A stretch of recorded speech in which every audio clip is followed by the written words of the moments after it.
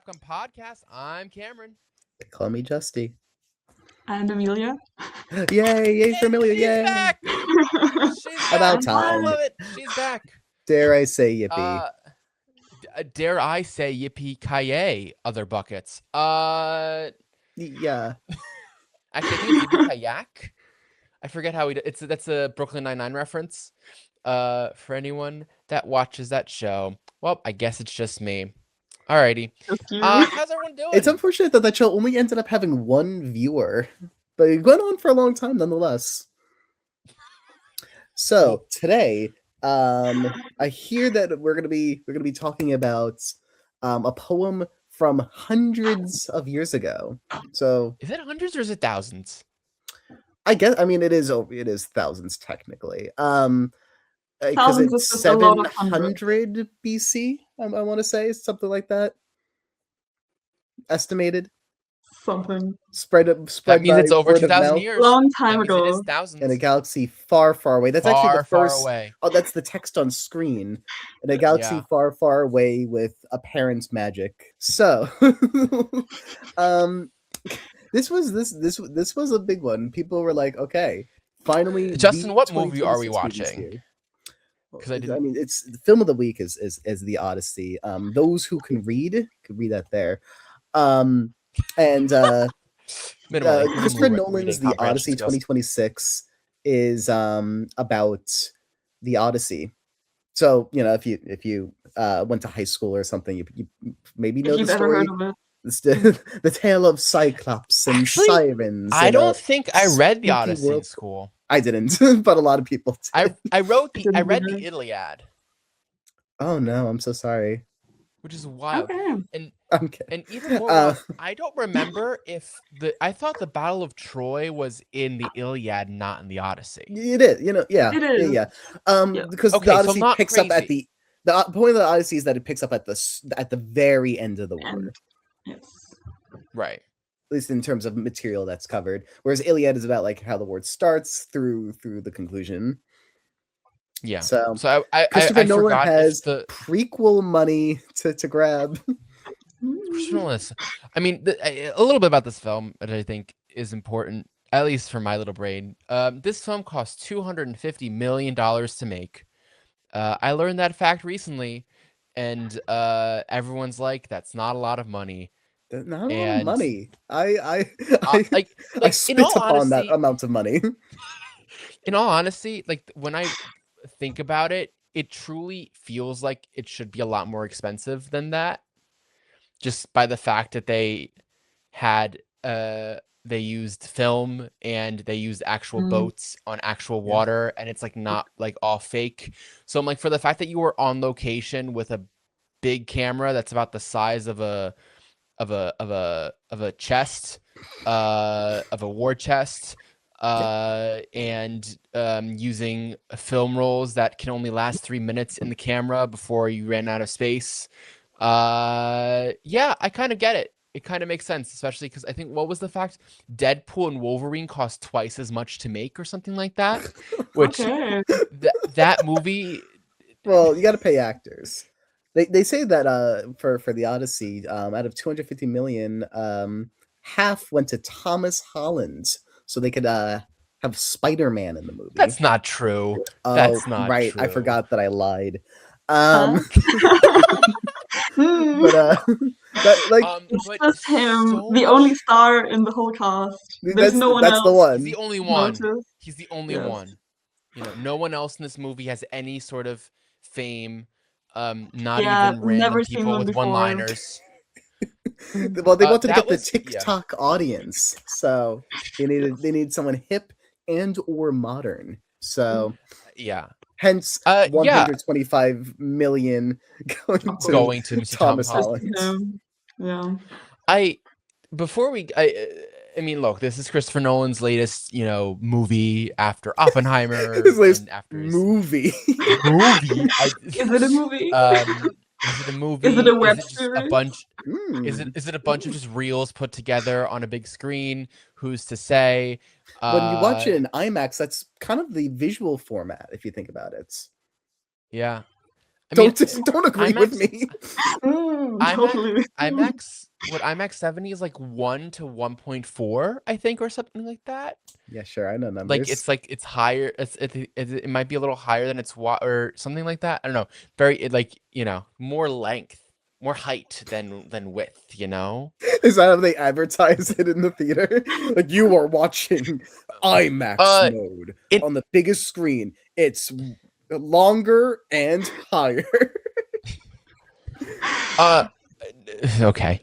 Definitely. The tallest movie you've ever seen. Seemingly, I have lost the plot of this podcast, and everyone's gonna mock me anyway for whatever I say. So please, what are y'all's thoughts?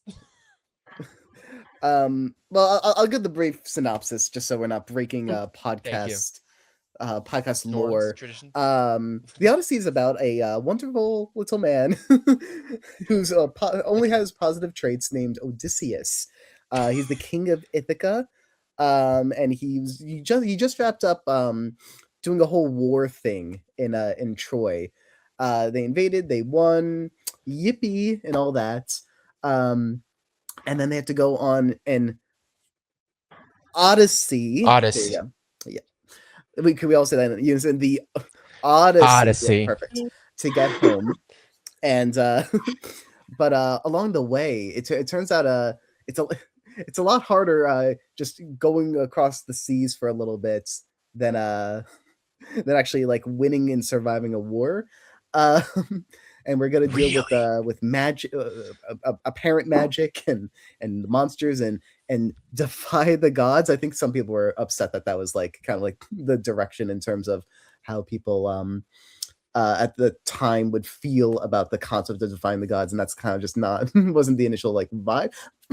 Not important. We're this is an adaptation. Can our dear friend Odie get home despite his crew sucking? Let's find out.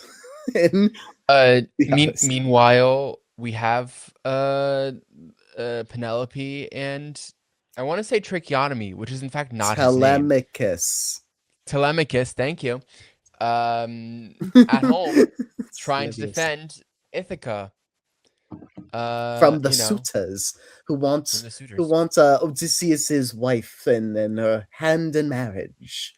And it's a lot of scary guys, but they live by well, they're supposed to live by the code of Zeus. We all know the code of is it the code of Zeus? What's the proper terminology? Something like law that. Is it the law of Zeus? Maybe, yeah. You never know if someone's going to be a god walking into your home, so you got to treat everyone equally with hospitality. It's kind of like the golden rule that you learn in kindergarten, and treat others how you want to be treated, and they live civilizedly through that. What else? Cameron, talk to me about your feelings on the biggest movie of 2026. Remember, if you say anything negative about it, you will be hung and or slapped around. I will be canceled by all the film bros. Yes, I do understand. If I say something negative, maybe he loves it. I in fact did love it. Yay! I think my biggest. Go on. This is a movie that very much feels like Christopher Nolan's like dream film. And this was a very like big conversation that I felt I had with a couple people beforehand. Was like, was this like the movie that Christopher Nolan always wanted to make? And it feels like it is him taking every single other like kind of his movies and kind of stealing bits and pieces from them and putting them in this epic. Like he's been practicing this whole time. He was with Dunkirk. He was practicing the ship bits. He was dealing with the weird ass timelines and basically every one other of his movies. Working with Matt Damon. Yes, everything he ever did. Now that he's tamed the beast, preparing known for as Matt Damon. Yeah. So I think this is like his magnum opus, and he's like, now is my chance to make this film, so I'm going to make it. And look, visually, I think it's tremendous. Technically, I think it's tremendous. Story-wise, I It's really, really solid. I like the story of Oppenheimer more, but that's if we want to talk about Christopher Nolan movies. Yes, I know we had this conversation. Is that a note about the real life events, and if the real life events are more interesting, or how it's told within the context? No, of I think the story. I think the story just. I mean, I think here's the thing. Here's the thing. I felt the first 20 minutes of this movie were very fast, and I didn't like that.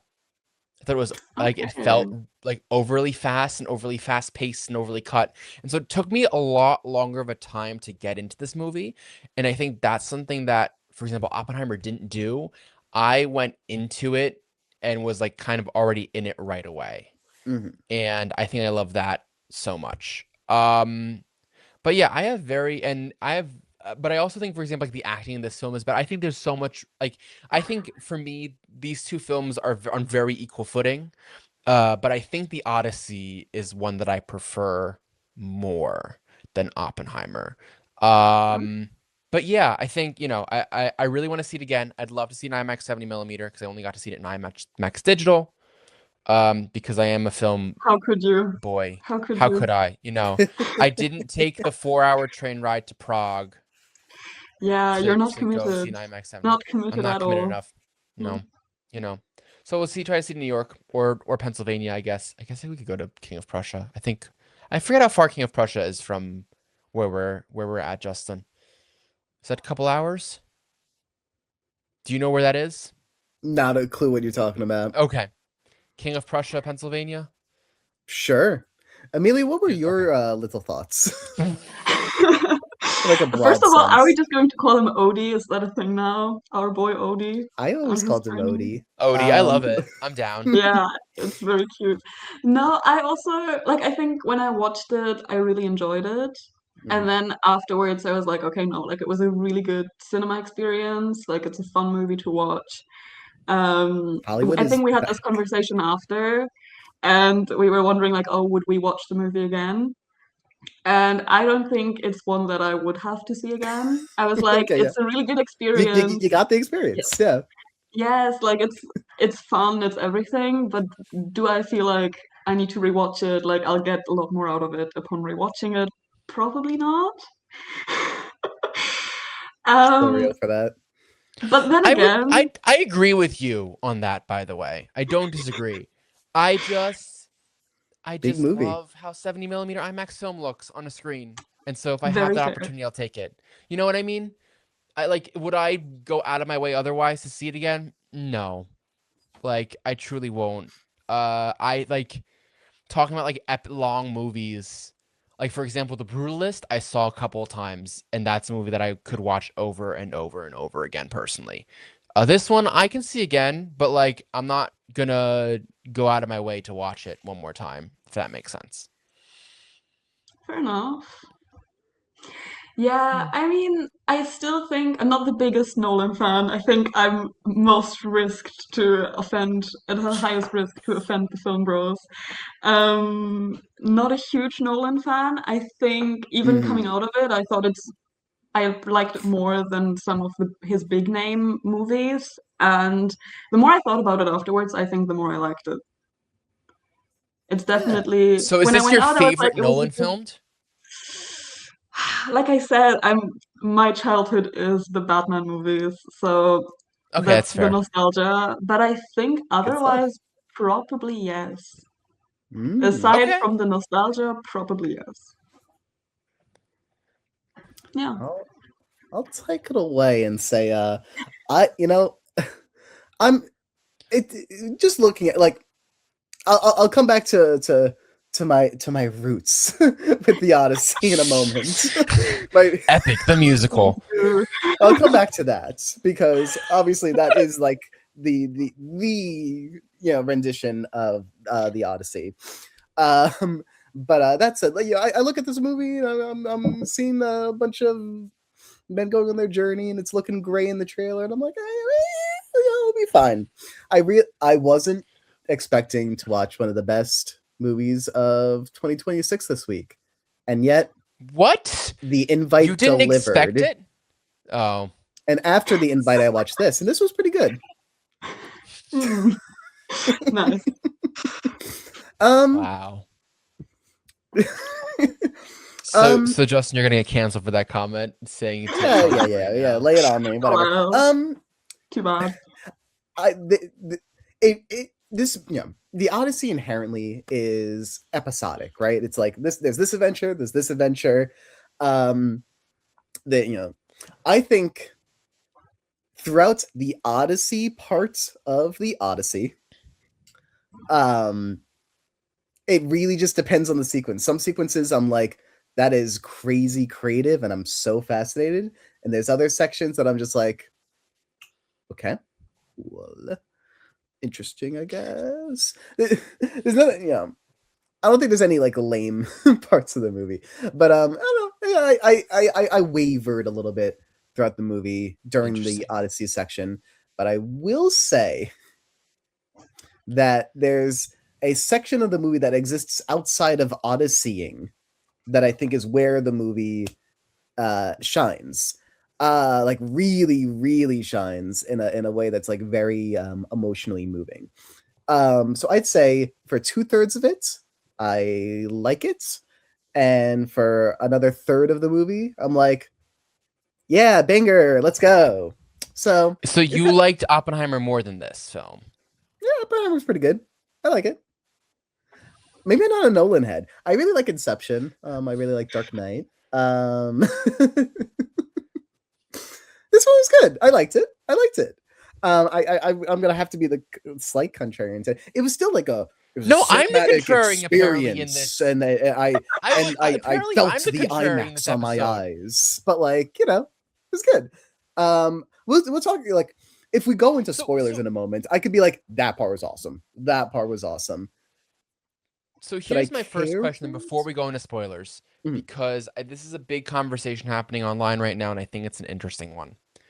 The whole entire experience is like, oh, well, this film was made for IMAX 70 millimeter. You have to watch it in an IMAX screen, blah, blah, blah, blah, blah. And I've had people tell me that they went to go see it in Dolby, aka Jack, and complain to me that why are you releasing it in Dolby if you're going to chop off a good amount of the film? Because it ruins the experience for him. Do you agree with that? Wouldn't have noticed if I wasn't told about it ahead of time. Yeah, I mean, storytelling is storytelling. Yeah, like if you don't know about it, like how would you be able to notice that you're missing bits? I think it's one of those things like if you know it in advance, you're going to think about it more and maybe miss things that you wouldn't have noticed. I think for me, I don't care. Honestly, I would probably not have watched it in IMAX if Cameron hadn't asked me to go watch it together. But I went out of it and was like, no, I think it was good. Like it was good seeing it in IMAX. I think it was a good, like the whole experience. But also shooting in IMAX is a choice after all, because most people, especially after the cinema release, are not going to watch it in IMAX. That's just a thing. Sure. Like it's just for the cinema run, and then it's going on people's TVs, and then it's just not going just to as be. Nolan intended. You don't think the aspect ratio of a TV is going to be conducive to an IMAX viewing of it? I think that's interesting. I think that's a good question to ask is like, how are they going to package this for streaming? Right? Like, I don't know. Because like for Sinners Day, I remember watching Sinners on streaming and remember that because I didn't see it in IMAX when it came to theaters. So I missed a whole entire like bit of that film when there's a couple of scenes where they like extend the screen up and down. And I saw that on my television. That's something that I didn't see in theaters, but I saw that on. So I don't know. I think it's doable. I think it's not going to have that same scale as like, it's going to have in a theater. Like some of these like wide shots being like just massive, but like, I don't know. I think it's an artistic choice thing to do an IMAX. And I think, if the studio is willing to accept it and accept the costs. I mean, I think if you're going to do it, this is the right kind of movie because it's the experience type. It is the thing that like is worthwhile watching in the cinemas. There's not a lot of films where I would say like going into the cinema, paying the extra price for IMAX is worthwhile, and this would have been one of them. I wouldn't have done it in advance, but now that I did it, it was the right choice. I think that's also like a Nolan thing too. I feel like a Nolan film is best experienced on the biggest screen you can find. Personally, just like whenever I've seen Nolan movies, it's just like the bigger the screen, the more it just hits. And I think you talk about directors, and there's directors that are more, very story focused, and there are directors that are very like world building focused. And I think Nolan is one of those directors very techie focused. He's very focused on the technology and that kind of part of the cinematic experience. And I think for a movie like that, yeah, it makes sense. You'd be on the biggest screen possible, and it's going to make a difference. I think the impressiveness of it all. But like, would it have hampered any part of the acting or any part of the actual story?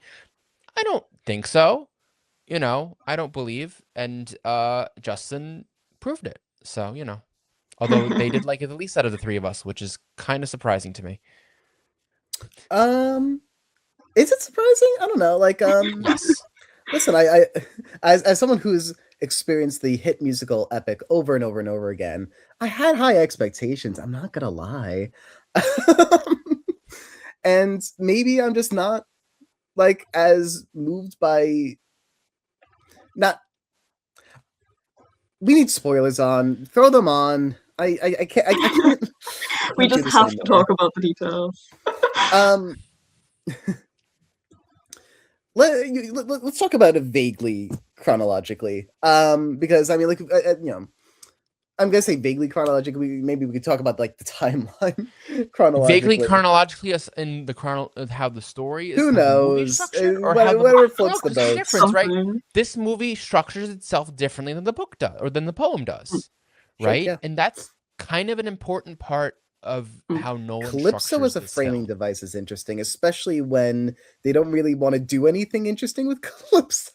Yeah, I agree. I think Calypso just kind of exists. I feel like they didn't know where to put Calypso, and I feel like that's what it feels like. One of the weakest bits of the movie. Definitely. Yeah, I want to see like this like inner turmoil conflicts with Calypso. And I don't even like fully understand why she has the turn that she does, because she keeps this guy trapped here for 7 years. And and we're skipping to later, but I guess we're the first thing we see is Calypso, so we'll talk about Calypso. And then at some point, I guess she hears thunder rumbling, and then it's like, okay, let's have this guy remember the things that I've been trying to keep him from remembering for 7 years. Maybe she just felt it was time. Or maybe she heard Zeus's voice tell her. It's kind of vague, but I'm not really feeling in the movie they kind of make it seem like she was just like it was good while it lasted, and now just vibes. Which is fine. It's just not particularly. Which brings in the other question for me, because I think because in the original poem, right, the gods are pretty present creatures. Right, they're talking to Odysseus. They're having these conversations. Yes. And in this film, they're not there. The only one that's there is Athena, right? Calypso. And Athena's used in a really interesting way. But even like I think it's Hermes. Oh no, Achilles. Hermes. I forget who it was. The one that is replaced by Gorsh. What's that character's name? Seema? Elliot Page's character. Oh, okay. That's yes, begins with an S. You're so right for that. Sinon. There we go. Sinon. Because originally, I believe in the poem, Sinon was what Sinon does in bringing from goes from the dead, right? When Odysseus goes to Hades, that's not Sinon that talks. That's I believe Hermes that talks. Or Achilles, or one of those two, one of the other gods, and he gets omitted, right? Robert Downey Jr. was rumored to originally play Poseidon, but when he was then scheduled to shoot Doomsday, that role was fully cut out. So it's very interesting, like, the gods are not as present in this film as they are in the original, story. It's the Nolanfication. You want things to feel grounded, which, like you still have, like, the Cyclops, you still have Circe and magic, and you could feel the presence of Poseidon and Zeus, vaguely. Yeah, they're present, but I think it also makes he Athena didn't want just it to feel feel that much too more special. silly. He didn't want it to feel too silly with the I gods. don't agree with that. Did he say that? I just don't think it 'Cause would I don't mesh agree. well with his style here. I mean, like, he cuts out, like, Bag of Winds. He cuts out, like, My Name is Nobody with the Cyclops. I mean, if we don't know what those are, we could circle back around on those. But like, yeah, I think the more playful things within the concept of the Odyssey are the things that are like first cutouts of this. And with Sure. the 'Cause like groundedness, also even with Athena, I feel like in the end, when it's kind of the intercut thing with the statue and Zendaya getting Yeah. everything, killed, yeah. it also makes it feel like, okay, is it just the war trauma making her look like that? Or, where like you could interpret it as Right. it's just like this random girl he saw and in his head he's Right. making, like I feel like Did Odie create that image or did Athena create that image? And that's interesting to think about. Well, because I think, but that also brings it back to the lore of like this whole of the beginning of the story with Zeus's law of like anyone can be a god, Anyone can be a right? god. So I think, and then I think we don't actually know, and it actually doesn't matter because since he broke Zeus's law first, right? I think that makes it a lot more interesting. And I think that whole framing device, and that's I think the biggest change for me in the story is the way that the story is structured changes the way that we view the Battle of Troy, right? Like because the whole thesis of the film is that the breaking Zeus's law is the erosion of humanity, right? And that's a thesis that isn't really brought up as much or not at all in the original poem. It is more of a chronological story of, well, they defeated Troy and now look at all the things that happened to get their way home because he didn't honor the dead, right? The original poem is more about the fact of not honoring those that have died or those that he fought and perished. It is more about the entering of Troy and using the Trojan horse is the catalyst of why all this chaos is happening. And so I think that's the most interesting difference to me because it just kind of makes the story give it a whole new meaning than what we've talked about the Odyssey in the past. And I think when you talk about adaptations, I always look at an adaptation and go, well, why does this adaptation have to exist, and why does it have to exist now? And I think that's a very interesting thesis to bring into a story that otherwise it didn't Yeah, I have mean, it's a movie very originally. much about the fear of a world that's about to become corrupted, which is a very prevalent concern nowadays. I think it feels interestingly and timely. Um, are we down for like going through like chronologically the adventure of the Odyssey, and then we'll talk about everything Ithaca after? Sure. And some things Yeah. we might just not have many thoughts on. We could breeze through, but what was the first stop was Cyclops, right? That was the very first Do we thing want to after. talk about do we want to talk about the Battle of Troy and how it's first set up in the beginning of the movie so that we can wrap around in the end and give a nice little. Well, yeah. Well, I way of think that. Go for it. because I love Elliot Page's performance. I mean, I love almost every person's performance in this film. Like, I think this is an ensemble piece. Like there's very few ensemble pieces that I watch, and there was another ensemble piece this year that I watched that I don't remember that very much felt similar to this, which is like no one really like was a shining star. Everyone fit like very Yeah. well into place, and I love everyone's. Like I came out of this film Cameron's being like, forgetting I don't about know if Robert we. Pattinson being the shining star, but we'll get back to that. Of course. I love Robert Patterson, but like I Did I say think Anne innocent? Hathaway also She was really tremendous. good. I think I forget his name. But Who's I the feel like blind talking guy? about the casting is like its own thing, to be honest. The what thing? Like is its own topic when discussing the movie. I don't know. Sure. I actually had some gripes with the casting. I Ooh, Interesting. wasn't that happy. spicy. Let's see if Amelia has the same exact casting woes as the film bros on the internet. I don't think that's the casting problems that you have with the film, but now I get to do something clickbaity, which is always fun. Mm. No, I think it's very interesting the way it's set up. I think because we at the beginning when we talk about the Battle of Troy, we don't see the battle really happen. We just see them take the horse out, and then we cut to I believe it's Ithaca right after that. And I think it's a very interestingness They of place the doing it. pieces of what we're going to be learning about later, and that's nice. It's the the PowerPoint presentation going over the objectives, and Yeah. then we can be like, oh, But that's what that means. Okay, yeah, fun. I but the like it. framing device then becomes the Battle of Troy within this film, because you start with it and you kind of you almost end with it too, right? Because the whole ending, which we'll get to in a moment, in Ithaca, with the conversation of who are the seamen and all that kind of stuff. Perhaps on That's a that. very interesting, and Yeah. why Odie wants to be the one to be exiled, right? I think that becomes an interesting conversation. So I think, we were talking about Calypso being the framing device. I would almost argue that it's the Battle of Troy that's the framing device of this movie. And How do you define framing device? Because it is the thing quite that literally with Odie and Calypso, they're telling the story. So that's like where we're like framing it from. But in the framing, we frame it through the Battle of frame Troy. within the It's frame. it's the frame within the frame.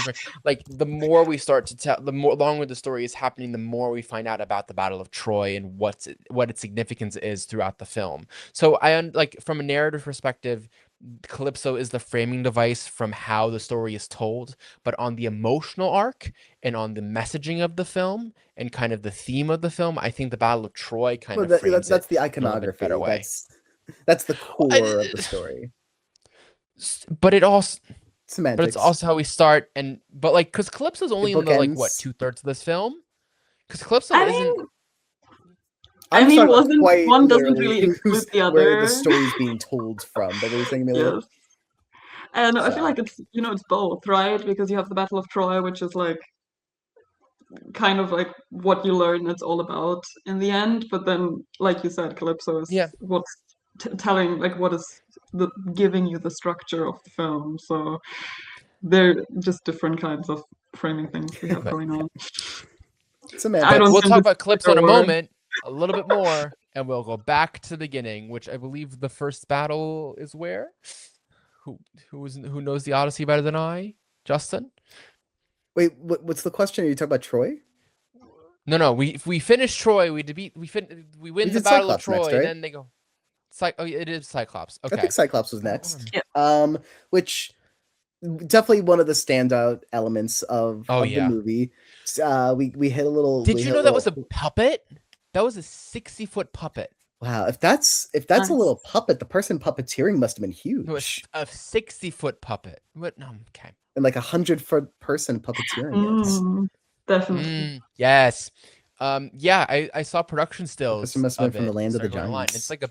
It's not CGI, which I knew going into it. Christopher Nolan doesn't like CGI, but it's a puppet that they use to string it up and do the things. I can't believe a puppet can make a sound like that. Sure. Yeah, I think that's the coolest part of that scene to me now. Knowing the scream is the No, the whole puppet. Like it's impressive of the movement of this thing, and I thought, it's fantastic. I believe it. I love that we got a sequel to Backrooms this quickly. Just the look of the Cyclops is really fantastic. You didn't think that immediately? I'm like, oh yeah, Backrooms was like not even remotely a month or two ago. Not even remotely. That was totally the same thing. But I loved kind of the same mentality in design a little bit. But yeah, and then little Cyclops just wants to have a little snack, and they blind it and then blind it again. I still don't like fully follow. I need to understand Odysseus as a character a little bit more, because we blind the little guy, he whines and whines, and sad. And then the second arrow, I'm like, I was like, why are we? Is he just a grouchy guy? I wanted more, and we could talk about this in a larger scale. I thought maybe it's more like a thing of like, oh, this is for my men. This is for doing this to us. Yeah. Like, was the first one not for his men? I don't know. The first one was just to get out. The first one was to escape. Okay. Yeah. So that wasn't enough. This one's to escape. Make him feel this one's for my men. Exactly. I'm fine with him being a little stupid, but like, the excitement of Odysseus is his cleverness, right? Yeah, that didn't really he's come across in human. the I get movie it. at all, I feel like. But what I did think during the whole movie was I really need to sit down and like spend time with the Odyssey Yeah. again, because like all I know is I think we had like a kids version, which is like semi-shortened and I think Hmm. not verse, that my dad would read to me sometimes when I was younger, and there was like a kids TV show, so all of the knowledge that I have is like mixed sources and out of order. And I was like, oh right, all of these characters, and oh, you know Yeah. this name that was also in the Odyssey. Odysseus, So I was watching it, I was Eurylochus. like, okay, I wonder, like really have to sit down with it, because there were a lot of things in the movie that I was very confused about with like logic wise. And I was like, is this just movie things, or did these things have reasons originally? Like I was wondering with the Cyclops particularly, like why Mm. does he leave the cave open in the first place? Like when they go out, is he closing it up because he doesn't want the food to come out, or did he just leave his door open the first time? My guess, and it's not really explained. My assumption while watching the movie was the sheep are like his little family, and he closes the cave door to keep like predators from entering. Was my assumption, but I could be But wrong. then he closed it. But he closed it when he knew the humans were in there. So I think it's a trap. So I don't it know was if he's on like purpose to that trap smart. them? I don't know, but maybe. Because I mean, because the first time the the sheep's Cyclops going in can on its speak. own, Well, but the sheep it's know to already come in open. when the door is closing, so it seems like a ritual for them. Yes, but then like originally, like when they first come in, the Cyclops is nowhere to be around, and he's not coming back with the sheep yet. That happens Mhm. later. So that was for me like, Right. okay, if he doesn't usually like, does he not usually close it, or did he just forget it the first time? They were just bad timing. Like a I don't know. good question. I don't Just unlucky. know. I Tough think the timing, Arrived Cyclops is on the guys. smarter day than you that he guys forgot to are. lock the door. The Cyclops is smarter than you guys are giving him credit for. My opinion. He's an intelligent life that could speak. We know that. He Yeah, he wasn't just very doesn't. clever, but I guess there's humans who also aren't that clever. Yeah, I mean, Odysseus was not the cleverest in this either. Yeah. But for me, like, you go through the story of Odysseus and the Odyssey, like a lot of the most exciting elements are like, how is this guy going to be clever and like talk his way out of situations? Mm.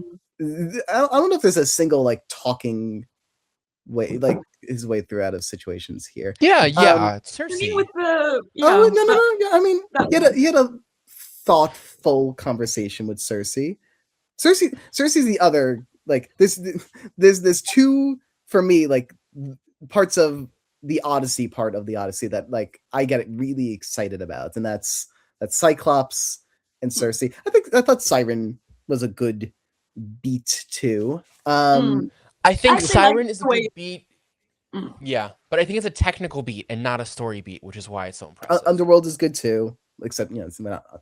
And I think with the Hades Sirens, is a actually, cool beat. like it worked really well because it's that little intermission thing. I really liked that they didn't go into it like full story mode. I think that would have really messed up the timing, but it's also nice that they left it in there.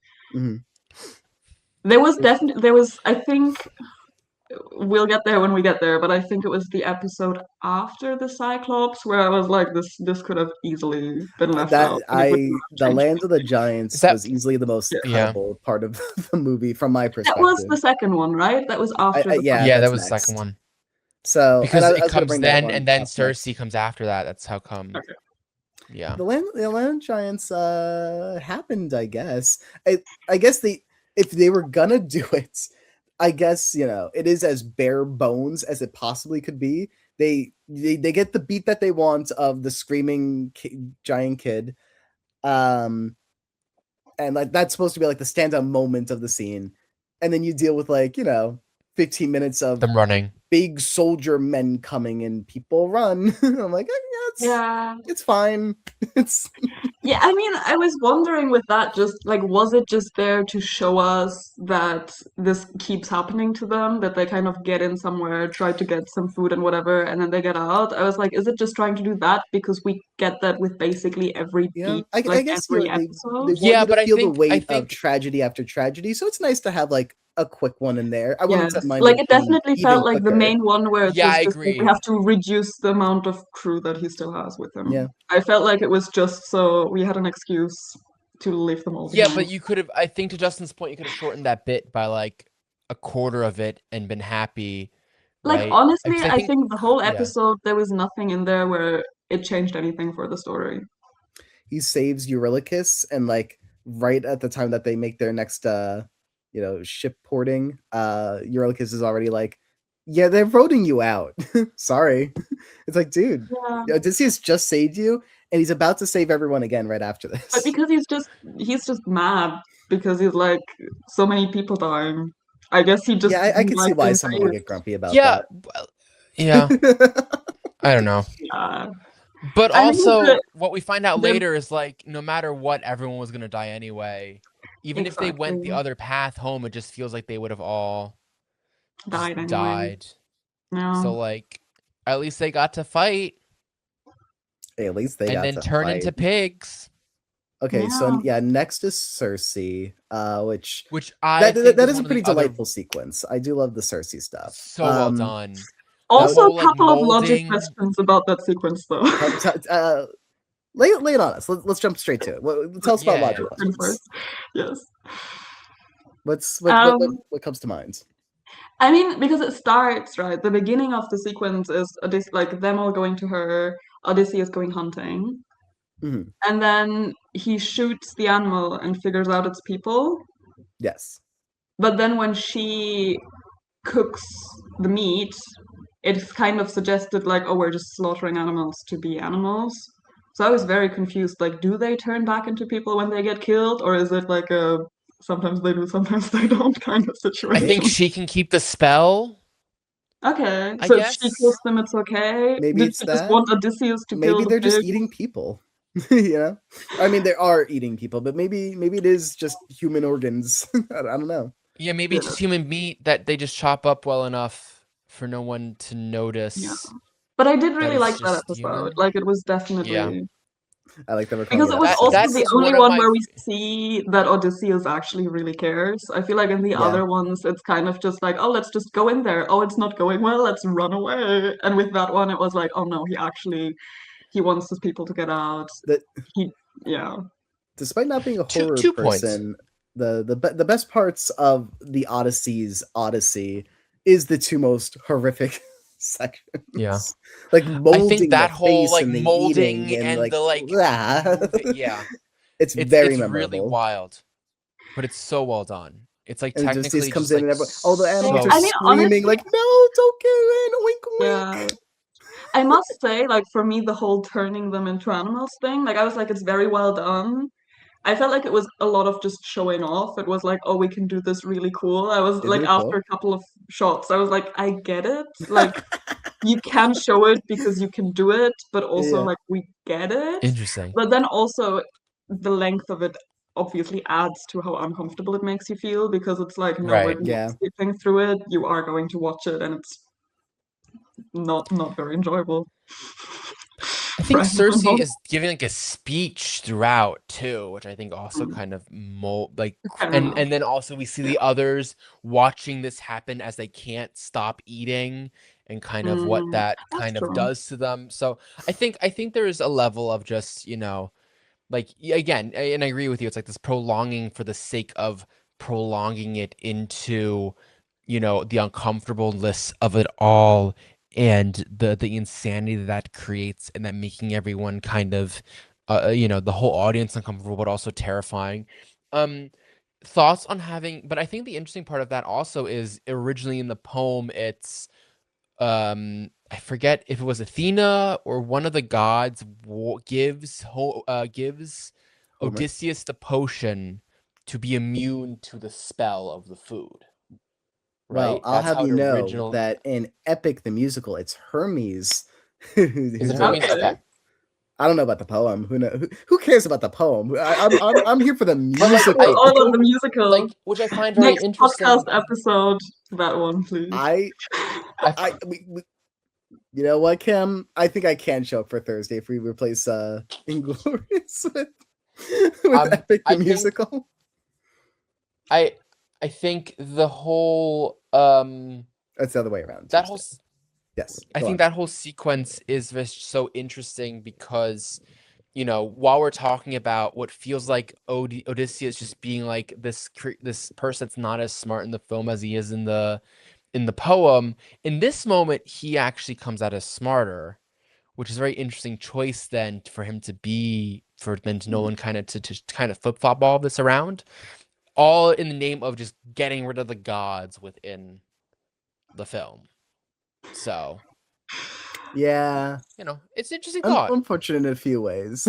But although I feel like it did take him a while. Like in the movie, I was like, okay, you already got that the animals are people, and then it's kind of like he's about to do the whole eating thing, and it's like the pigs, you hear them and whatever, and it keeps going on, and I was like, is he processing it? Is he like actively prolonging it? Yeah, like I feel like he's biting as a viewer, I was like, yeah, I don't know if it was supposed to make you not understand or if it was just not very clearly told. I think we're supposed to be on the edge of our seats being like, figure it out. Come on. Do you know? It just doesn't make sense to me that he doesn't know. And I think that's the annoying part of that moment is just like, oh, you don't come across a witch clearly every day, he should know this by now. Fair enough. But you should know by now. We'll have to piece together. She's the only thing. I also have a very random question, but Ooh. do you know where they shot that sequence? Like the whole episode? You don't know what the location episodes.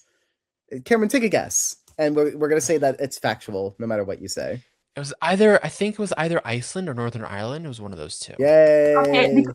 Okay. Because I was thinking it looked a lot like Ireland, and yeah, I don't know, just a random thought I had where I was like, it definitely doesn't look like anywhere near that area, and I was like, it looks a lot like Ireland, and just out of curiosity, it's nothing to do with my analysis. Yeah.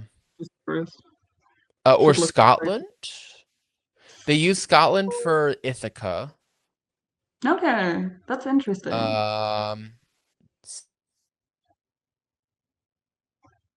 See, now I have it up, so now we're gonna. Okay, and while Cameron does that, through it all. then we went to Hades. Cyclops was filmed in Greece. Okay. Yes. Sorry. You can go, I think. Or are we going to the location? Are we going to the underworld? Is that what you're asking? Which was filmed in Iceland. Ooh. Okay. So that makes sense. Then we're gonna visit the dead. And that is quite a cool sequence. It's the third one where we have to run off the island in the end, but that's par for the course at this point. Yeah, that's just the way to go. Yeah, I mean, it's interesting that with Cersei, that's the one time that they were able to walk away calmly, and they were just pigs.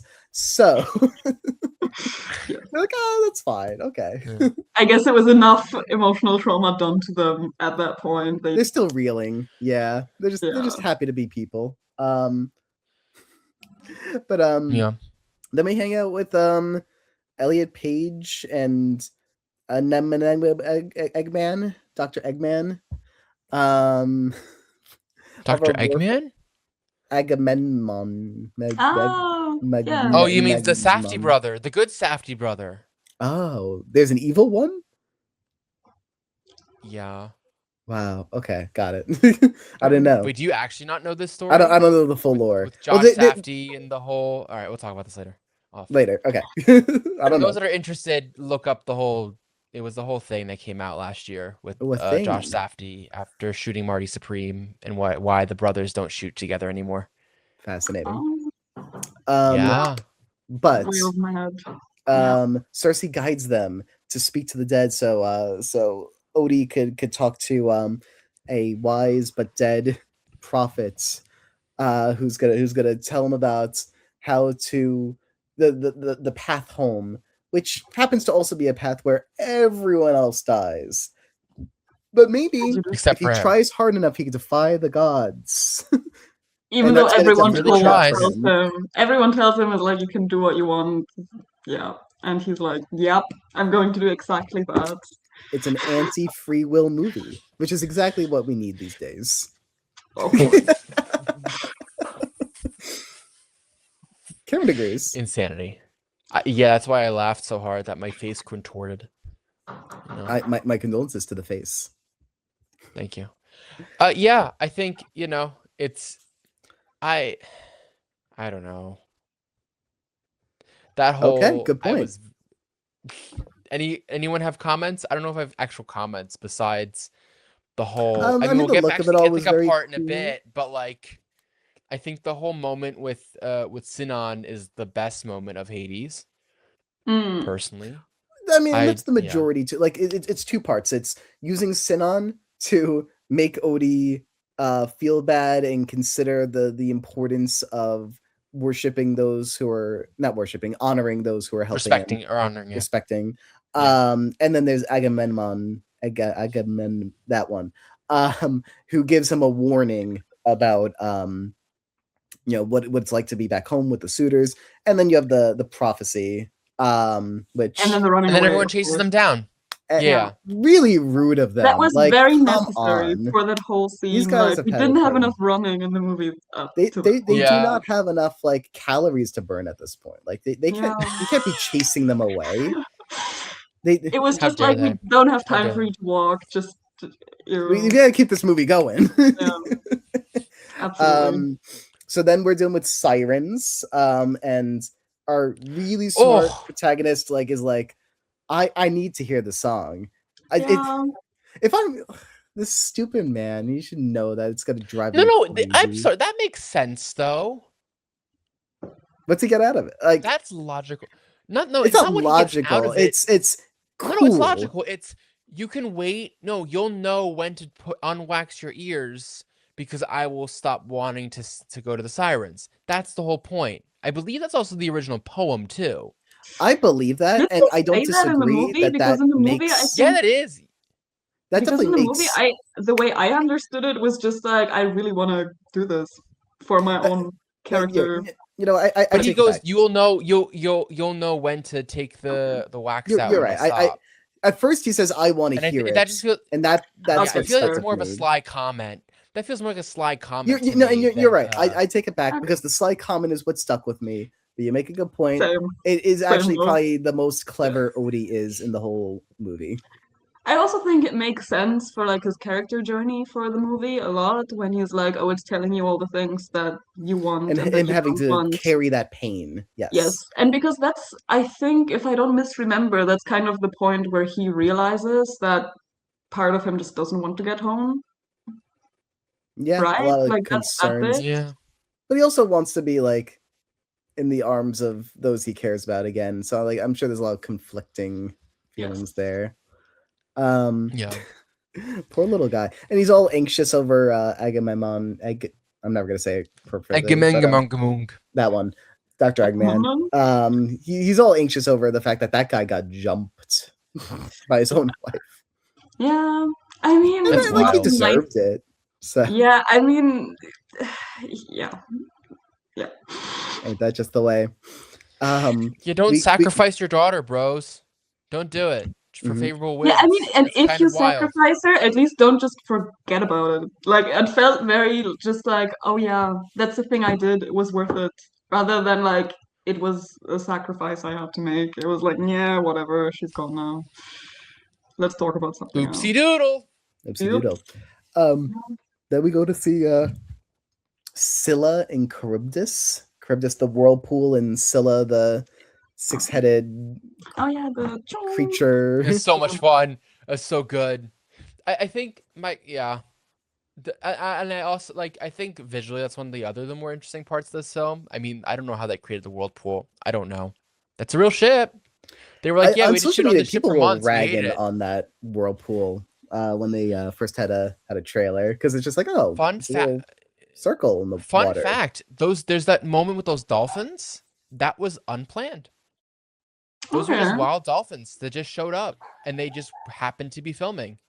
And they were So like, they were "Yep, like, that's in the movie now." Christopher, the camera guy was like, "This is cool. This is gonna be the film now." I love that. They came know. across monsters and dolphins. But Just is there happened to do that while shooting the movie. of course. Yeah. But is there a canon like explanation of why the thingy stops picking them? Only 6 because heads. there's or like something like that? there's 6 heads, and So each of just them one were person fed. each? Each of Okay. them wanted one meal. Because I was wondering about that because Yeah. I was like, okay, is it just full or Yeah, they're just each of the 6 little snake Okay, heads. just They one- each one of them snack, got their little and then meal, and that's their Uh-huh. like sacrifice token as they go through. And Odysseus knew about this, and the men were like, "What the hell? It's like it's 6 or all of us. What do you want from me? Just don't eat any cattle from the sun god." Yeah, I just love that starve. moment where Odysseus is like, "Trust, like, guys, I'm sorry, I should have told you, but I knew this was gonna be the lesser of 2 evils." And then he goes, "You're all gonna die if you go on this island." And they go, "Well, Let's do okay." it. Just find a different island. Yeah. It might take another few weeks, and you might be dead by then. But oh well. But I mean, like, that's the pathway that that Poseidon won't go, because he's not gonna go past Scylla himself. So like they're in a good zone there. So they should have been in like pretty good weather conditions. Like they just keep going. Just keep going. No. If the prophecies come true so far, guys, it's gonna continue to come true. I do just like, compulsively making bad choices. It's have to.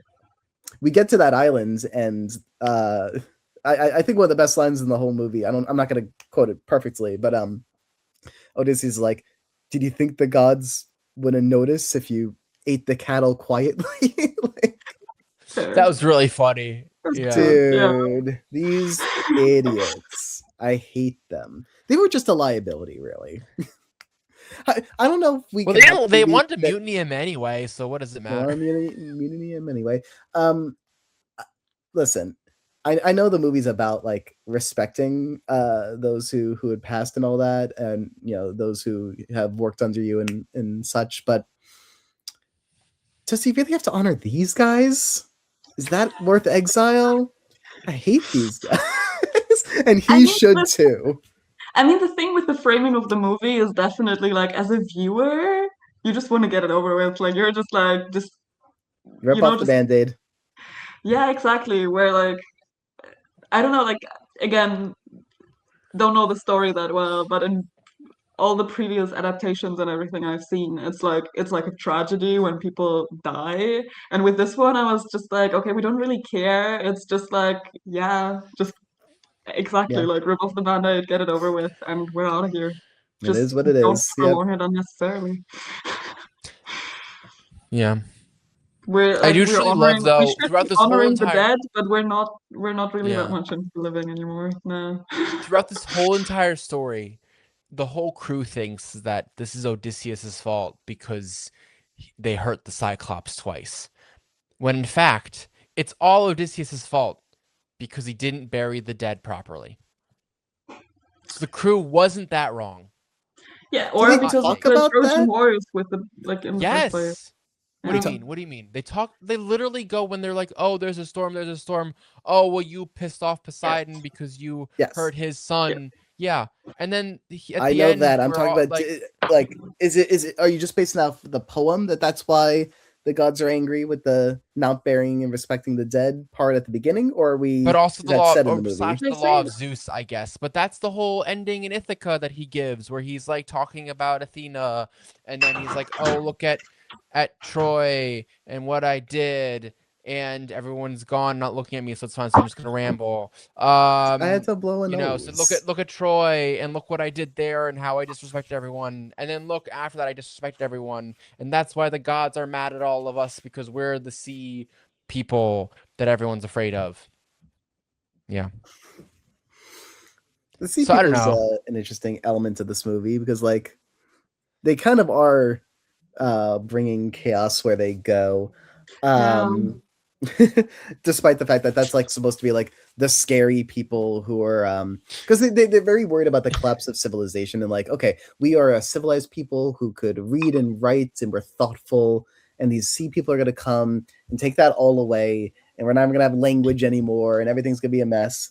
And like, you know, Odysseus and his crew are like thoughtful, intelligent people, but like they do bring upon the end of the law of Zeus. What are you saying? Sorry, just a stupid comment. I was just saying we're going to lose language because bad people don't talk, apparently. Yes. They do the ooga boogas. They just say ooga booga. And then we hit the worst part. Okay, one of my most boring parts of this film. Ooh. Calypso, right? Next after this. Well, if you watch Epic the Musical, it's one of my favorite parts, honestly. But great, but that's why we're talking about the Odyssey from Christopher Nolan. Calypso. So yeah, I mean, we just don't do much with it. The lotus flowers are like a big part of the concept of the Odyssey, like usually throughout, but like, you know, it's kind of centered here. I wish we got a little bit with the lotus flowers before that point, and then make it like a reveal that he's been eating them this whole time instead of like needing to establish what they are after we see that he's been eating them. But like that's fine also. There's not much meat to the Calypso part of the movie, and then he just kind of leaves, and it's like, I think it's because you don't set it up well. I think that's the issue. It's like, because it starts out with him being like, something is wrong. And like, I don't think we build up that they are happy. He's subconsciously building a raft. Because like, I feel like they go very strong on the everything's kind of same-ish and he doesn't realize that time is passing. I feel like that's the emphasis of it. The like reveal of like, you've been here for a really long time. But then the whole story part with like, we were happy here, I love you, like whatever was going on there. It's very much like, okay, that's all. You're telling us. We don't see it. Yeah, it's a tell-on show kind of moment. You're right. Like, I think that's the issue. Yeah, and it's just like, okay, I guess he's collecting his wood scraps. That's like, it feels like it's supposed to be like the motivation also for it ending. But then it's kind of just like, okay, we don't like, it doesn't really make you get a feeling of like the time he spent there, that he keeps going around collecting wood. And for a film that I feel is so quick in its beginning, this could have been a really good beat at the beginning of this film to slow down the pacing to kind of match the rest of it and to bring us in. I think this film loves to brings us in through Ithaca, when I think it should have brought us in through the like juxtaposition between Ithaca and what's happening right now and Odysseus with Calypso. And I think if you had built those two things up at the same time, that moment would have hit better. And I think that's my biggest gripe, is like, it's not that it's a bad moment, it's a moment that feels unearned in the middle. I guess like the midpoint of the film is Calypso's end, right?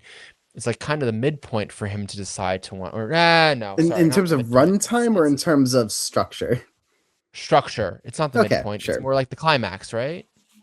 Yes and no, because I think there's an argument to be made that like the end of Act 2 in terms of the structure is all is lost with the crew, and like he hits that lowest low and he's like simmering in it for 7 years subconsciously, and then everything back in Ithaca is his like Act 3 trying to, you know, like fix everything that he wronged. So but that was that halfway through the film, like runtime wise? I don't think so. I think the last like third he's back in Ithaca, something like that runtime wise. Okay. Honestly, had no feeling of time for the movie. Something like that. Obviously, it's time is kind of gets a little tough to read after 3.5 hours. Was it? You had ads? Oh yeah, we also had ads before our film. By the way, this pretty short. We jumped into the movie quicker than I'm used to. I guess because the movie's so long that they want to squeeze in more screenings, and they're like, okay, we'll chop out some trailers. It's fine. Because we got in and out at like we saw the movie at what, noon, and we got out at 3:15. So it was about like not even 20 minutes, a little over 20 minutes of credits, like, or of ads. I checked, and I think the ads were like over half an hour. But then I was Were they? very confused about the runtime because the runtime is, I think, 250. So I was like, Correct. how It's are we already 252. out? So I was Yeah. very confused. Yeah, I don't know. Fun fact, going into a technical side of things, did you know that IMAX 70mm projectors can only load 3 hours of movie, which is why the IMAX 70s have no commercials. Mm, Yeah, okay. it's a fun fact. That Good was motivation fun. to go. Applause for Cameron. Good fun. Good Why? fun. Good fun. Thanks for fun. Yeah. Point for Cameron. Yes. Fine. I'll take it. Where's my marker? I like that even when it's a point for Cameron, Cameron has to do the work to make it happen. So it's a win for all of us, really. Sharpie or marker? But yeah, we have Calypso, and something happens, and then he decides it's time to go home. Yeah. And he gets there. I mean, nothing happens really to motivate that. It's just like, let's just stop eating so much Lotus, please. Yeah, he feels sad, and she stops eating Lotus. Like, that's kind of the whole motivation. It's like, he's like, oh, you're sad. He's like, I don't know why, but I'm missing something. I feel like he had that one longer conversation with Athena that kind of sets him to then be sadder, to then make Calypso go like, oh, maybe it's about time, I guess. He gets home pretty quickly. I guess Poseidon is like, this guy's been through enough. I'll let him just sail smoothly the rest of the way. I guess Poseidon just really wanted his crew dead, and then he was like, do whatever. He's like, we're square. Like maybe after 7 years, he's like, I mean, he does the whole I'm moving on to other things. I'm gonna be petty about other things. I mean, he does the whole we're gonna float now go home. Yeah. I think that's the reason why he goes home quickly, right? Because it's isn't it? Yeah. Yeah, he makes his own raft, right? But he goes with the waves. It's like sacrifice thingy of like, I'll just be at your mercy because you're not going to kill me anyway. So you can finally get over your issues with me. Yeah. I think I kind of hinted at this feeling earlier, but for a movie called The Odyssey, I definitely prefer everything after the Odyssey part of the Odyssey. Because I think that's where like the emotions start like really hitting with the reuniting of Odysseus and Telemachus. Odysseus and his dog. Are you kidding me? I did see this. I did see this meme that's like exactly. It is that there was Penelope's that meme reaction to Odysseus that I saw online that was like there was this meme online that I saw that was like Odysseus says that he needs to stay disguised the moment he sees the dog starts crying. And I'm like that's like it's awesome. Breaks his disguise, breaks everything just so that he can talk to this dog. Yeah, I'm just like, yep, that's about right. It's just a beggar. And Ithaca has Antinous, which is the best character in the movie. I'm delighted by the performance. Just this terrible lowlife who like gets punished in a perfect Hollywood movie kind of way. Like it's a very pleasant time, and you can tell that the actor's just having so much fun with the role. Robbie's. I mean, he's also lying the whole entire movie, which I think is another interesting part of it too. That he's like, I really wish I could have been serving my land and sacrificing myself. That's what I wish. So, I mean, it's fair. If only. I guess he ends up dead anyway, but like he would have died with the crew if he was there. So. Or maybe the war somehow goes very differently. Who knows? But I mean, he would have died and then been one of the people to be mad at Odysseus for not honoring him. He's not gonna be happy with Odysseus either way, I guess. Yeah. But like, I just like talking about Ithaca. I think we have to talk about the other four like great performances in this film, which is Anne Hathaway as Penelope, Tom Holland as, I think she's tremendous. Telemachus, Mia Goth, I think it was a great performance. I think she's kind of undervalued in this film. I do like Mia Goth's acting in general. The servant girl? She's the one, the maid. The one maid. Mentor stands out. Do you like Mentor? The mentor named Mentor? I guess that's where the word mentor came from. Yeah, I had that realization there and then, which was nice. Some education. Here It's we where the go. word mentor Some came from. It's education. where the word Odyssey came from. It's where the concept of Yeah. sirens came from. We originate a lot These here. four, I think that they're all four of them are just so great, and then for the fact that Anne Hathaway's in just so many movies this year, I'm trying to think. I think this is my favorite performance of hers this year so far. So Yay, good job, Anne. yay. Yeah, I mean, to be honest, for So me, her performance was the best in the movie, I think. Yeah. yeah. But let's I talk can about roll the with that. actor like on their own later because I She have gets some to yell thoughts. at her son a whole bunch, and all those things are great. Yeah. Her emotional reaction to Odysseus returning and seeing the what's the term, like a pendant, kind of. It's the whatever he wears of Athena. Yeah. The Oh, pin, the I guess pin they say Pin. pin, I guess. pin of Um, Athena. Mm. yeah, her reaction there is great. Yeah, the clever tale that they have of, okay, I'm only going to believe people who say that they saw you if they mention the pin, Mhm. and otherwise I'm just murdering them for giving me false hope. Um, I The way to go. she's I again, it's those little like clever beats that I really appreciate. And every single one of these beats with Odysseus and Antinous, very very satisfying. With Antinous being all like, "Oh, this is a god. Oh, I'm so sure this beggar man, like this jerk. I hate this guy."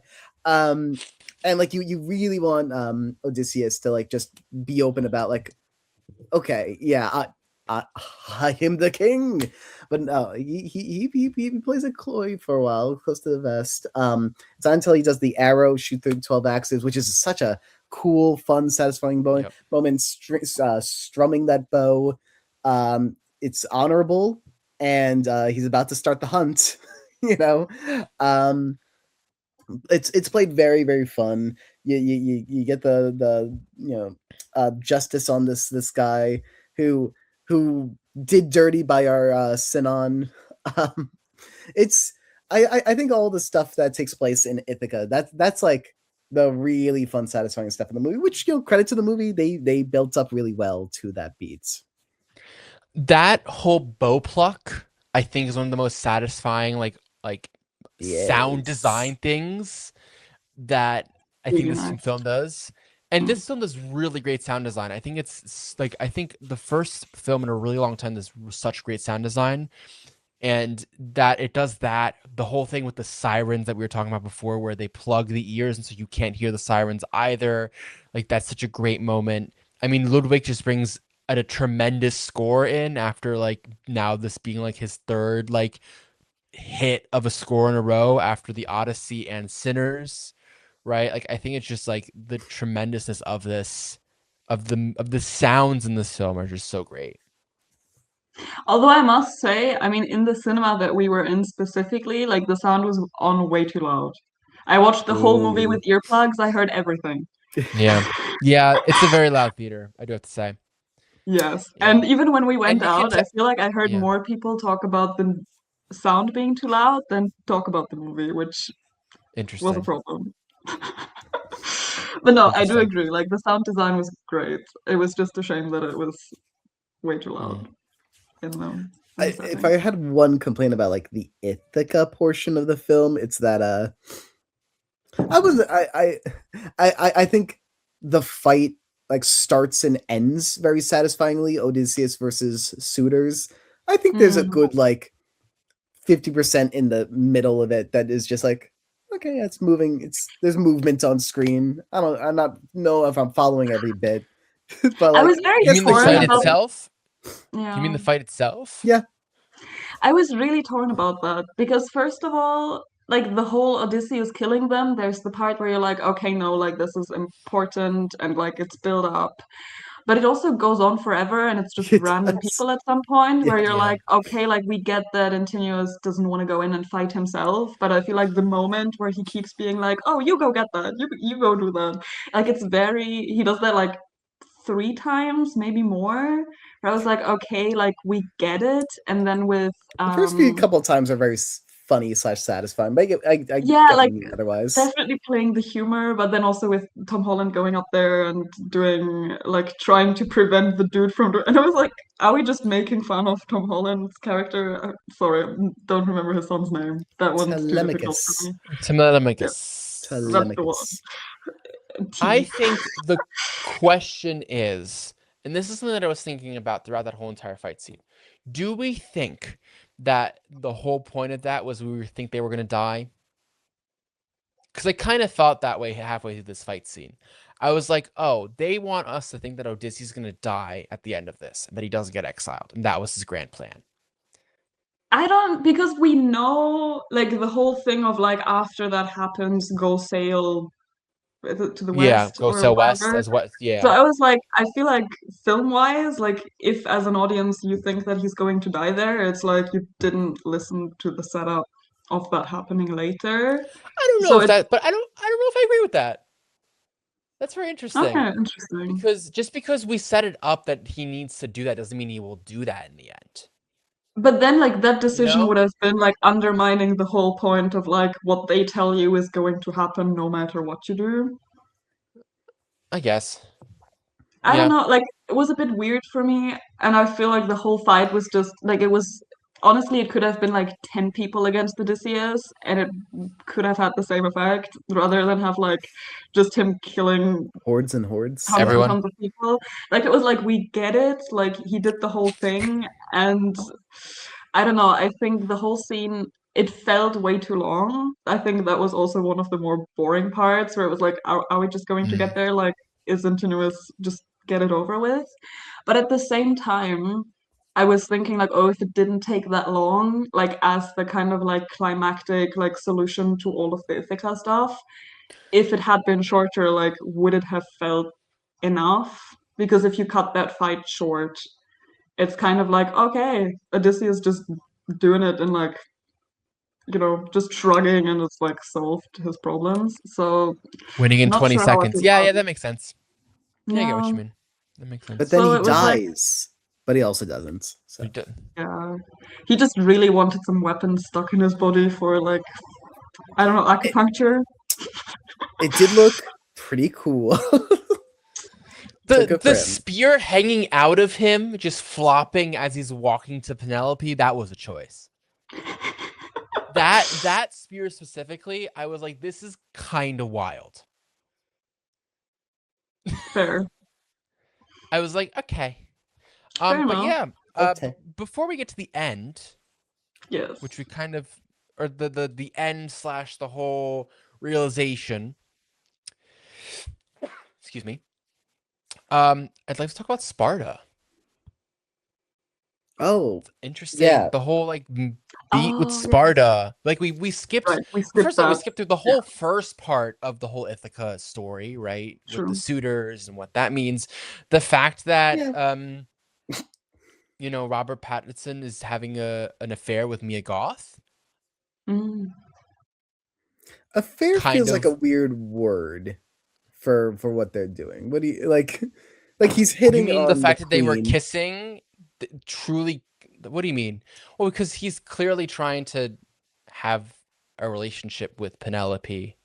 But he isn't. I don't remember him and Penelope agreeing to be in a relationship. But is that how suitors work? Is it a legally binding thing to be a suitor? Yeah, I don't know.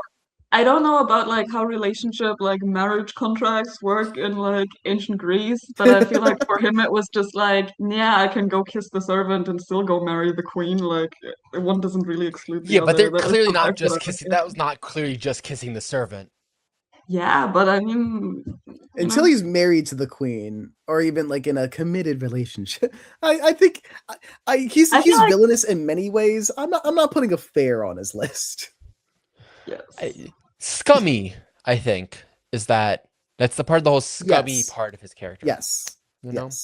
Yeah, although I feel like for the most part it was just pathetic. Like the whole time I was just like, it was just very pitiful in like a very annoying way. Isn't it great? Yeah. Stupid man. I mean, you could talk about Sparta. We got the flashback and the war and pew pew and all that. There's not so much pew pew back then, I guess. That's a little more modern. I don't really have a lot to say about. I don't know if I was moved in the way that I was intended to with the final Troy flashback. I was like, yeah, war. I got you. It's horrific stuff. I feel you. I feel you, Odie. Yeah. Yeah. Yeah. I don't have because that much I to wasn't say sure about like it. if that changed him leading into his The Odyssey, or if it's just a point of like he's felt guilt this whole time. Did that affect his decisions? I don't know if I have a good sense of his character, as in character trajectory throughout the movie, and at what points does he feel certain ways, and at what points do different things affect him? How is he different from before the war versus right after the war versus the end of his time with his crew versus the time at the end of Calypso 7 years after that? I don't know where he's at each of those points, and I think that's what held the movie back for me a little bit. Yeah. Fair. But don't let me rag it down. You're the ones who like the movie, so say nice I mean, things. the thing for me is I think like Nolan's weak point is always the emotional parts. Like I never I think he's very like epic experience, that kind of thing. The like personal stories, all of that for me, usually I'm always like, yeah, whatever. Like you're telling me that these people really care about each other. Do I feel it? Mostly not so And much. that's why I said this comment when I went out of the movie and everyone around me said that's not true. And I will say it again. This movie was style over substance. And I thought Oppenheimer was substance over style. I thought the way that he handled it in Oppenheimer was better than he did here. Maybe, I think there's so much better I guess in this I'll have movie to go watch than in Oppenheimer just to see if I disagree with you. I still think it's a very substantive movie. I think the Odysseus character I would have liked a little more clarity in. But I think and while I agree that Christopher Nolan's not known.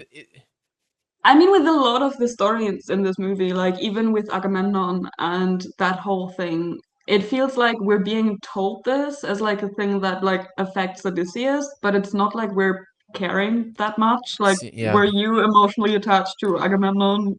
I wasn't. No, but I don't think he was on screen enough for me to be attached. But also like he's a warning sign. He's the when you have a Christmas Carol and Scrooge. Stick with me here. Like, and Scrooge hears about the ghosts talk about like Scrooge's old mentor who like had this horrid life, and who then gives Scrooge the warning about the three ghosts visiting him. Like that's just meant to be like, it's a warning of you don't want history to repeat itself. It's this cautionary. It's a person of a cautionary tale, right? That's what he exists to be, and I think he serves that purpose well enough. So what I'm hearing is the Odyssey is just a Christmas Carol, but in Greece instead of that ends in a John Wick kind of way. Correct. It's it's the John Wick of Christopher Nolan movies, where Odysseus becomes this killing machine at the end. He kind of always was. He's an unbeatable beast of a person. That's clever iconic. and sharpshooter. You know what? This John Wick meme, I don't think is ever gonna die. It makes me wish that John Wick was an actual movie. Or an actual good movie. Whoa! Watch it there, Cam. They'll forgive you for ragging on elements of the Odyssey, but the John Wick heads, everywhere. I think Anthony specifically will rag on me for hating on John Wick this much. But also the point I was trying to make, not specifically with Agamemnon, but I feel like with all the side characters, it was very much like they're just there to fill like their because none of them really felt like characters to me. Like Mia Goth as the servant girl, like it's not like she has her reasons or it's complex or maybe she's like conflicted about her position. It's just like, oh no, I want to kiss Robert Pattinson, so I'm just going to tell him everything. I feel like with all the side characters, like Yeah. just enough to be like, okay, that makes sense. But I wasn't really like, okay, like there's people there. It's just like we needed this to happen for the plot. Like even the crew, it's like the crew are there. It's not really like it doesn't seem like Odysseus is attached particularly to any of them. It's just like he feels responsible because it's his crew. I wish we felt the ties to the crew a little bit more. That said, I'm fine with side characters feeling like side characters. Like let Odysseus and Penelope be the ones to carry the complex feelings throughout the movie. I would have I think they do it perfectly with Penelope for what needed to be told, but there's a lot more to say with Odysseus, so it is a harder bar to reach. But I think they do well enough with them. I want to know. I want to understand his changes throughout a lot more, but I understand where a lot of his conflict throughout comes from. I think they did a solid job there. But I agree. Like I want to feel for a movie that's going to be 3 hours. You want to feel like the characters that Odysseus is sharing the most screen time with are ones that he has some level of chemistry and connection with, and it'd be nice to feel that a bit. I mean, the most connection was with the dog, clearly, so they didn't have, and that's the part that made me tear up. So it works. Yeah. But putting a dog on screen doesn't make that easy. It helps. Yeah, definitely. I'd go as far as to say it's a good movie. Wow. Well, seeing as you're saying that, I think you know that every episode we do a thing, and I think it's time. So, gang, you know what's time to rate that movie. Movie. Yeah. Okay. Yeah. I feel like as the most positive, I could give my 9 out of 10 and be like, I had a lot. I love this movie. Tremendous film. Amelia, do you have a big number for this movie? Or yeah. I'm really torn. When I went out, I was like, I'm somewhere between like, I usually do out of 5, so it would have been like 3 to 3.5. I think now I'm at a point where I'm like, I can't really decide between 3.5 and 4. I feel like when I went out, I was like, it was a good experience. And when I thought about it, I was like, no, like I really liked the way it was structured. There were some bits that I really liked. There's some big problems that I had with it that we haven't really come to yet. But oh yeah, the fact that this movie's like half out of focus. Forgot about that point. Like it was a choice. These shots feel very soft. No, it's not a choice. It's the fact that it's very hard to focus on low f-stop cameras when you have people so close together. But I mean, I feel like that's still a choice. Because I guess. Yeah, but yeah. I didn't mind that actually. There was other things that I minded. That one not so much. But I would say like a good, probably like 7 to 8 out of 10. Yeah. Ooh. Nice. And then we have Justin's rank that movie. Yeah. Rank that movie, if you insist. Okay, so well, you don't want to rate it, so you got to rank it. This is true.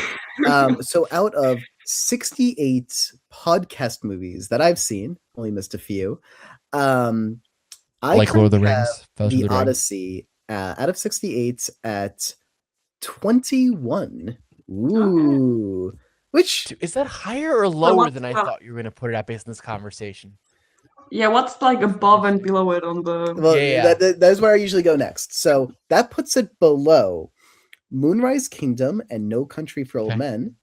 It puts it above American Fiction and Godzilla -1. Interesting. That makes sense. Okay. I'm interested. I'm down for that. Yeah. I'm constantly flipping things around on this list. I will say like it's the top like maybe like 18 out of 68 movies that I'm like really passionate about. So it's right outside of like the top like 10. Okay. But you'll have to share that whole list with me one day. Like because it is like just barely outside of that I think it's so fascinating because it seems super. Yeah, I don't know if I feel like I'm pleasantly surprised that you gave it that high. Then I 'cause, really like, like the just movie. right outside There's of you're like really sequences really. that I think are super, super fun, super impressive.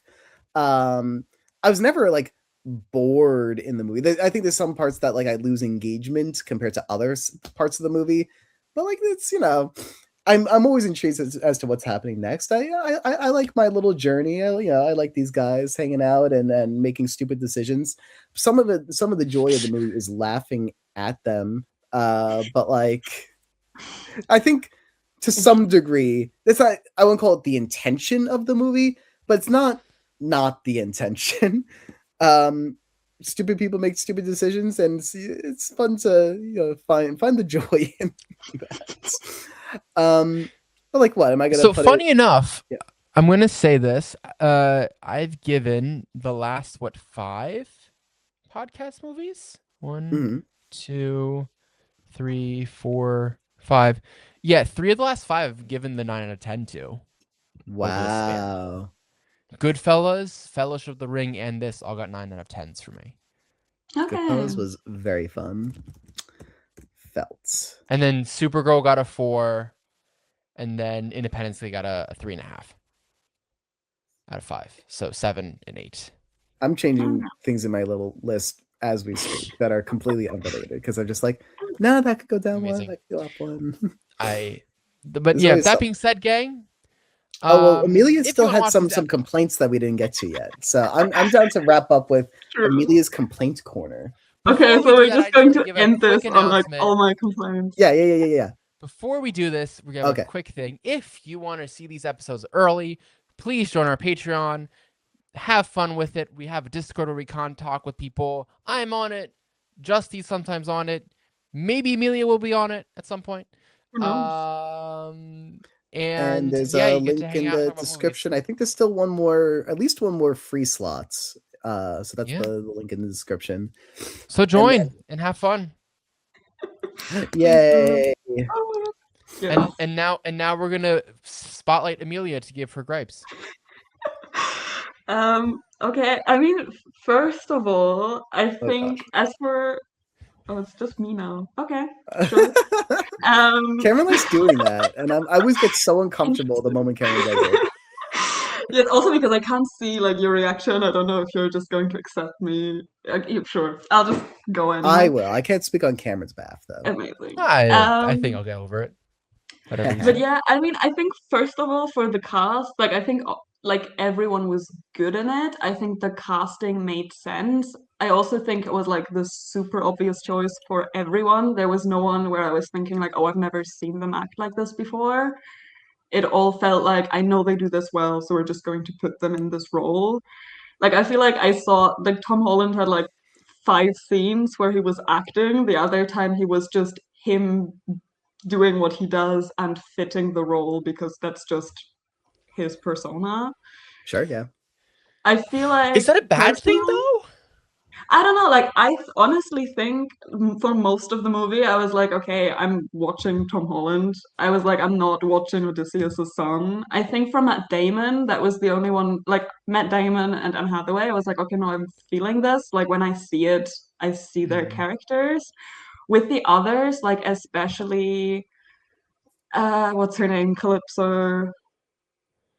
Charlize Cersei. Theron. Oh, yeah, Calypso, yeah. Is it? Yes. There I was like, okay, like, it's just her. I was like, I don't really see her doing a character. It was just her sitting around. So I feel like a lot of the casting choices, I was like, it's not bad. None of them did badly, but I feel like I was not really like when I watched it, I was just not as immersed. I think if this had been like a bunch of like lesser known actors,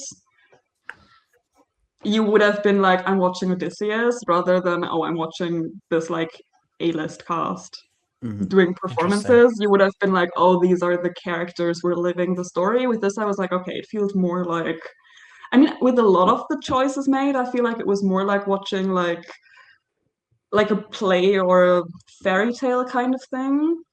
But I'll get to the fairy tale kind of thing in a little bit.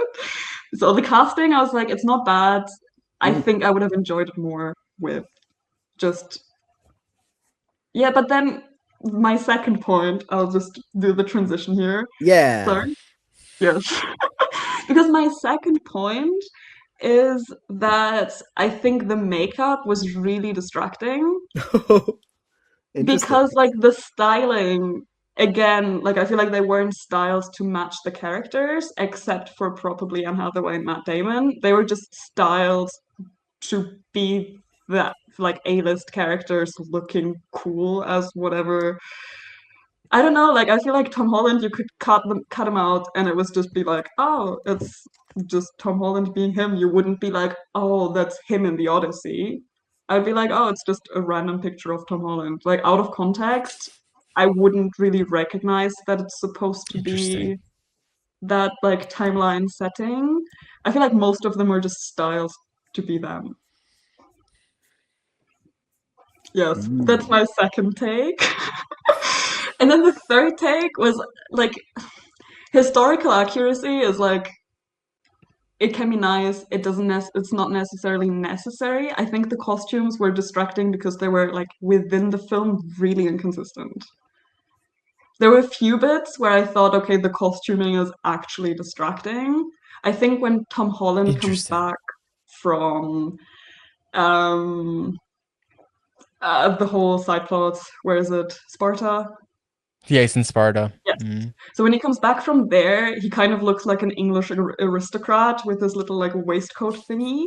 Where I was like, okay, like where's this coming from? And then Matt Damon for a lot of it wears like it's like joggers made out of linen, where I was like, this feels very out of place. And then there's the whole Agamemnon in his like Batman suit, where I was like, he does not look anything like his soldiers. He's just there to be Batman, I That's guess. true. That one I Isn't it can awesome? 100% get behind. That Just was this kind weird of a presence. wild take of a costume, especially because no one is dressed like it. Just felt, although it didn't give me Batman vibes, it gave me those like those stormtroopers from the end of like Mandalorian season 2 or season 3 vibes. You know, the ones that Luke destroys. They look very similar to that. Like, that's what it felt like Yeah. to me. I mean, Which, it's just funny the, enough, like the matte black metal where it feels very futuristic. yeah. Yeah. And the one thing that distracted me, and this was towards the end of the movie, and it was music choice, and it's a dumb one Okay. too. It's Ludwig uses the same pan flute and the same theme of that pan flute that as he does for Mandalorian. It's a do, and I'm like, that just took me out of the movie real quick. I was like, oh, we're watching the Okay. Mandalorian, great. Fair enough. Oh, I just And I remembered like one more problem I had with the movie, actually.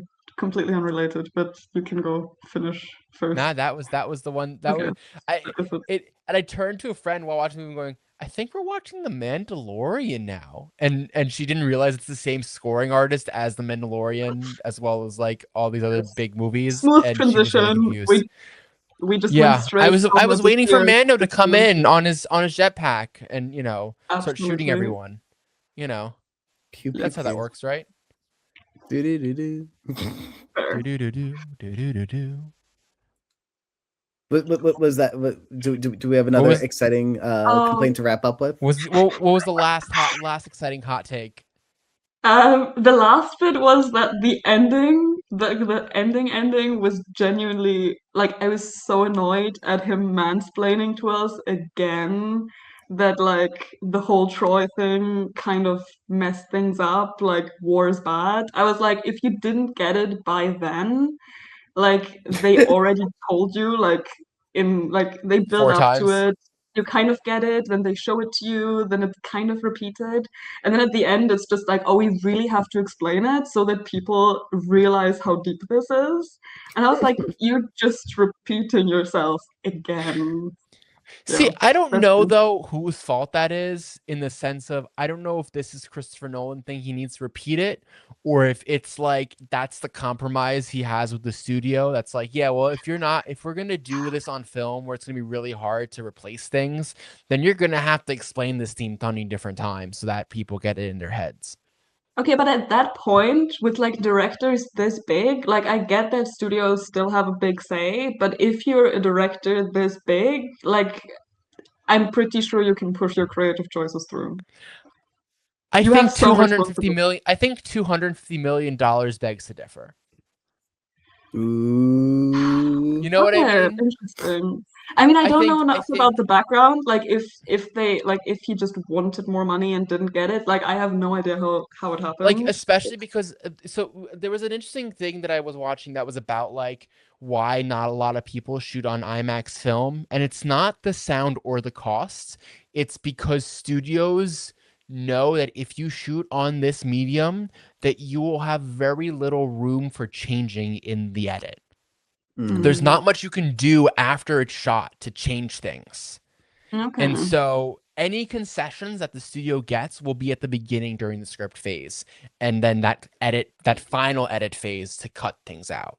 So I think what it feels like to me is one of those, well, we want to make sure this does well, so we're gonna like, yippee kayak it and like, make sure that you really drilled it home. Because I think the three of us are snobs, let's be very clear about that, with our cinema takes, because we watch a lot of films and we're pretty well versed in how films are both made, but also on how to analyze films. We're not like the everyday watcher, or this movie tracking to be I think it's already made over 112 million dollars, the last numbers I checked, and it's gonna get close to its full-on production budget towards the end of next week for sure. And with IMAX 70 millimeter films being in New York, I was checking this out in New York City, the 70 millimeter IMAX theater is sold out for 5 weeks. They're Crazy. doing 6 shows a day, including a 7 a.m. show and a 2 a.m. show. And all, Okay. Oh. and all of those this is Justin, this isn't me. And Just for all of fun. them are sold out for 5 weeks. So I think they were just like, no, we're going to make sure that this movie makes money. And make sure that this point is driven home. Is it gonna make money, Cameron? Yes, it is. Yay! Rich people get rich. Woo! Yay! Rich people All we ever getting richer. wanted. Yeah. That's all we And ever the people want. who work So for yeah, the that's rich my people, that's my argument to that.